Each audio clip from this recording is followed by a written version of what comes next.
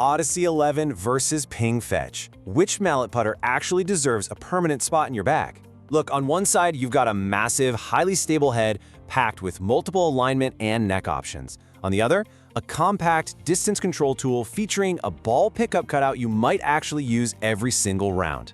Listen, nothing is more frustrating than dropping hard-earned cash on a putter that completely fights your natural stroke. You get up to the green, you've got a birdie look, and you just don't trust what's in your hands. Today, we figure out which one of these is actually worth your money.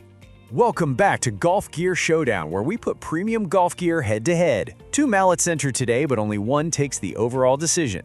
So golfers constantly compare these two models because they both offer significantly more stability than your traditional blade. However, they take completely different engineering routes to get there. We have all been in this exact scenario. You walk into the pro shop, you grab a few mallets off the practice rack, you tap a few putts on that perfectly flat indoor turf, sink two 10-footers, and suddenly you think this expensive club is going to magically fix your whole game. Honestly, too many guys buy just based on which head looks cooler on the rack. Exactly right. But the real matchup here goes way deeper than the marketing hype. Which one actually helps you aim accurately? Which one stays stable on imperfect contact? And does any price gap make sense for your specific putting needs? Let's get into the details. Okay, let's look at the raw specs first. The Odyssey 11 is clearly the larger design. Based on design intent, it utilizes a high-MOI multi-material head. That means it strongly resists twisting on impact. They combine that with the forward center of gravity and that incredibly familiar white-hot insert. Plus, the original models feature the Stroke Lab shaft to really help with tempo. Most importantly, it offers specific neck configurations. Take the 11S, for instance, which provides toe hang designed specifically for a moderate arc stroke. I really have to counter with the Ping Fetch's practical design, Mike. Notice how much cleaner this compact profile looks when you're standing over the ball. You get a circular, straight stroke profile with alignment lines spaced exactly to the width of a golf ball. It definitely has a much smaller footprint. For sure, and do not forget about that hidden ball pickup feature underneath. The weight they saved from that cutout actually moves out toward the perimeter to maintain stability. And let's just be brutally honest, you can scoop your ball right out of the cup without bending down. That literally saves your back over 18 holes, which for a weekend hacker like me is a huge bonus. Here's exactly how this battle goes down. We are grading 6 distinct rounds today: distance, forgiveness, accuracy, feel, price, and golfer fit.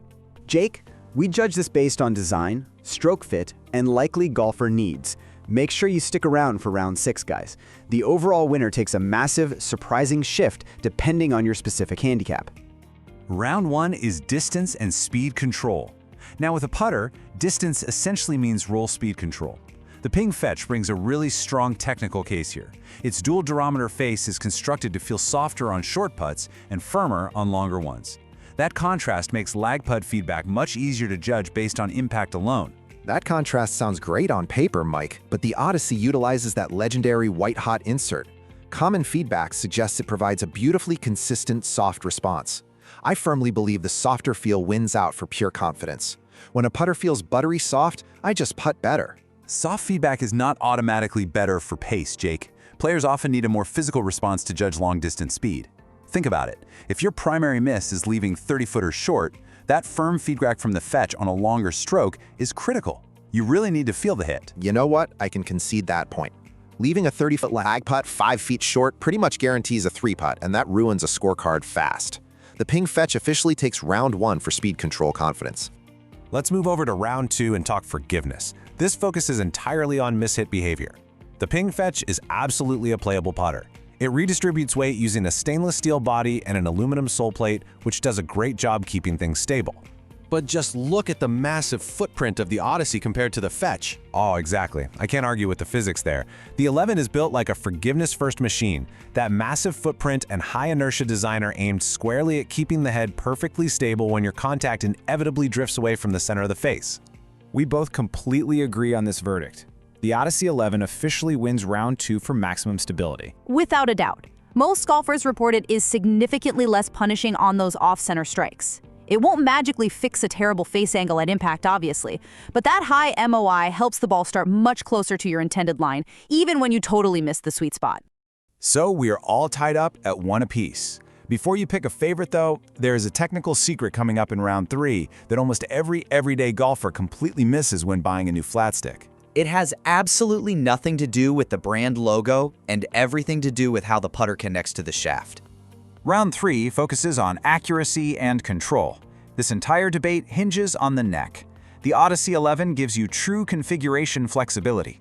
You can choose a double bend or center shafted version if you have a straight back, straight through motion. Or you can grab the 11S with a slant neck if you have an arcing stroke. It allows you to perfectly match the putter's balance to your own mechanics. Having flexibility is nice for professional fittings, but I'll defend the Ping Fetch for its pure simplicity. The standard Fetch is primarily a straight stroke face-balanced fit. If your putter path stays square and has minimal face rotation, it just works perfectly out of the box without needing to decode a bunch of confusing neck options. Mike, we actually have split winners for round 3 based on your swing type.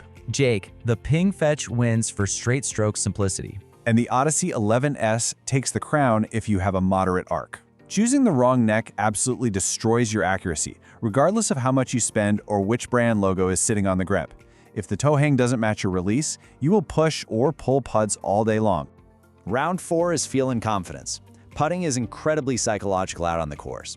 When you look down at the Odyssey, those bold alignment lines clearly frame the golf ball. It almost points the way to the hole right for you. Some players absolutely require that heavy visual help to trust their line. Sure, but oversized shapes with massive lines can distract a lot of amateur players. Suddenly you're standing there doing geometry instead of just hitting the golf ball. The Ping Fetch offers a much more understated circular shape. It sits really quietly behind the ball. Less visual clutter often leads to a freer, more confident stroke for a lot of guys. So who wins confidence over a knee-knocking 6-footer to save par? Jake, Odyssey takes it for alignment confidence and that soft, muted feel that a lot of players really trust. However, the Ping Fetch wins if you demand a cleaner, non-distracting look over the ball. It really just depends on what your eyes prefer at address. Round 5 is price and value. Let me share a smart shopper move that most golfers completely ignore. Do not simply compare the price on new listings. The used market changes everything, especially with mallets. Correct. Both of these are slightly older premium models right now. Used pricing fluctuates heavily based on condition, length, and grip. Because Odyssey is the dominant putter brand on tour, they hold their premium used value a lot longer. But a clean used Ping Fetch often drops to a much lower price point, making it an absolute steal. Just ensure the shaft length actually fits your posture before buying. The real lesson here?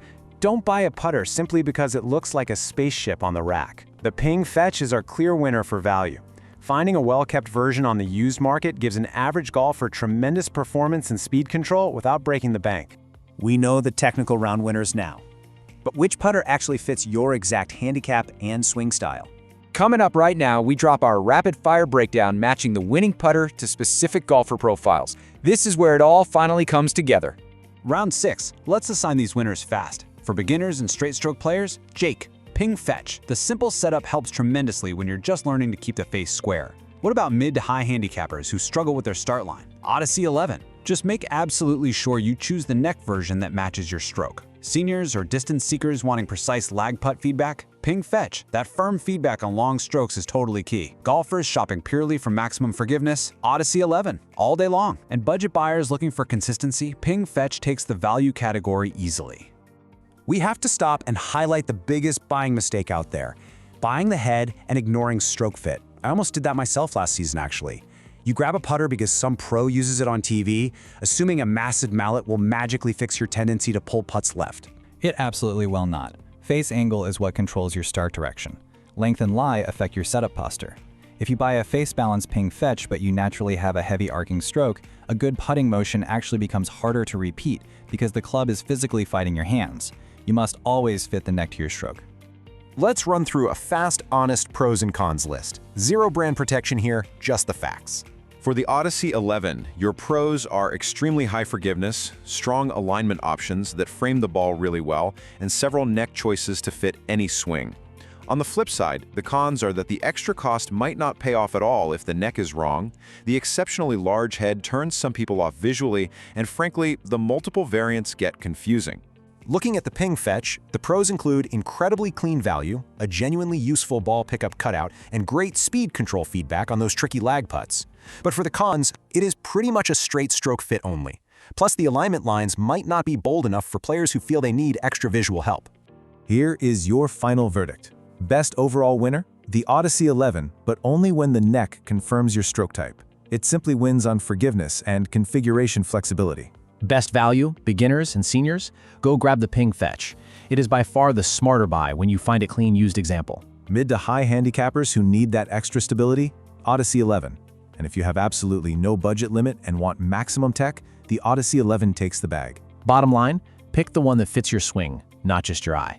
Now it is your turn. What is your handicap and which putter are you picking? Drop your budget and your usual miss down in the comments below. Next time on Golf Gear Showdown, we are bringing the heat with the TaylorMade Spider versus the Scotty Cameron Phantom. Hit that subscribe button right now so you do not miss it. Before we go, remember this, a $300 putter won't buy you a better stroke, but the right putter will let your best stroke actually find the hole.